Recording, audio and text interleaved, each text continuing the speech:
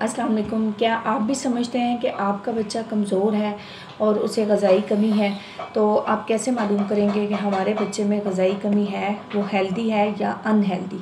तो आपको बताते हैं कि कैसे आप घर बैठे ये चीज़ चेक कर सकते हैं। तो ये है मॉक टेप, ठीक है। इस मॉक टेप के साथ मैं आपको अपनी एक बच्ची का मुआयना करके बताती हूँ कि कैसे आप इसकी जाँच कर सकते हैं। हेलो बेटा, कैसी हैं? कैसी हैं? ये देखिए, ये मॉक टेप अगर तो ये ग्रीन में आ रहा है तो बच्ची माशाल्लाह से हेल्दी है, परफेक्ट है, इसमें कोई ग़ज़ाई कमी नहीं है।